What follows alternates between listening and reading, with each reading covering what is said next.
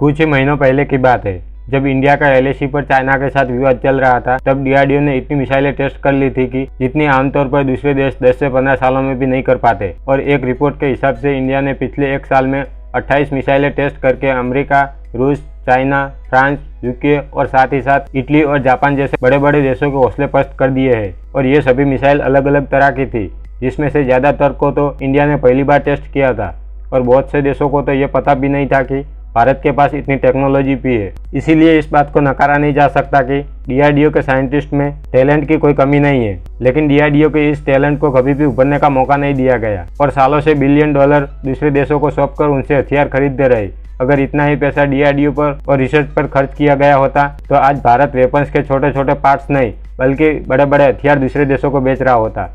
खैर, रात गई बात गई।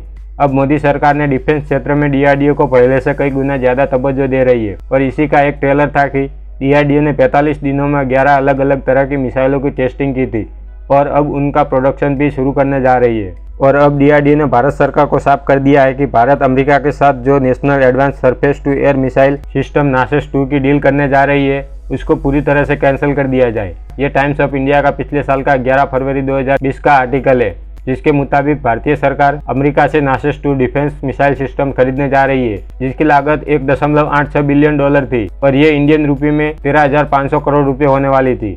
आपको बता दें कि इस तरह के मिसाइल सिस्टम को integrated air weapons missile system कहा जाता है, जिसमें शॉर्ट से लेकर लॉन्ग तक एक साथ कई मिसाइलें काम करती है। लेकिन मीडिया हाउसेस से आ रही रिपोर्ट के हिसाब से DRDO ने अब भारत सरकार को नासेस-2 के देसी वर्जन बनाने की सलाह दी है और इस सुझाव के समर्थन में अब इंडियन एयरफोर्स भी आ गई है। रिपोर्ट के हवाले से आ रही खबरों के मुताबिक DRDO ने जिस तरह पिछले एक साल में 28 अलग अलग मिसाइलों की टेस्टिंग की है, उस हिसाब से DRDO को नासेस-2 के integrated air weapon missile system के देसी वर्जन को बनाने में ज़्यादा वक्त नहीं लगेगा। फिर इसको भारत की राजधानी दिल्ली, आर्थिक राजधानी Mumbai, air bases, naval bases, sea ports, high populated area जैसे कई हाई वैल्यू एसेट्स को सुरक्षित करने के लिए लगाया जा सकता है। इनिशियल रिपोर्ट के हिसाब से इस इंटीग्रेटेड मिसाइल सिस्टम की रेंज 200 से 250 किलोमीटर होगी।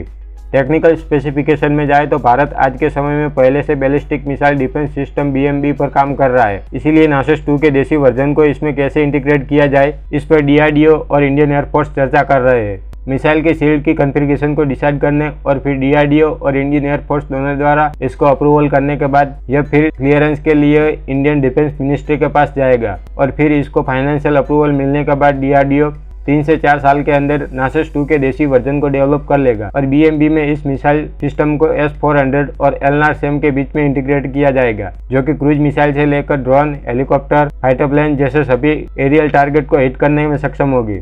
और इस तरह से DRDO ने फिर से एक बार देशवासियों को उस पर गर्व करने का मौका दे दिया है। खैर, वैसे DRDO की इस महान उपलब्धि पर आपका क्या कहना है? कमेंट बॉक्स में लिखकर जरूर बताएं। अच्छा सुनो, चैनल को सब्सक्राइब करो, उसके बाद घंटी बजा देना ताकि अगली वीडियो आपसे मिस ना हो पाए। Thank you.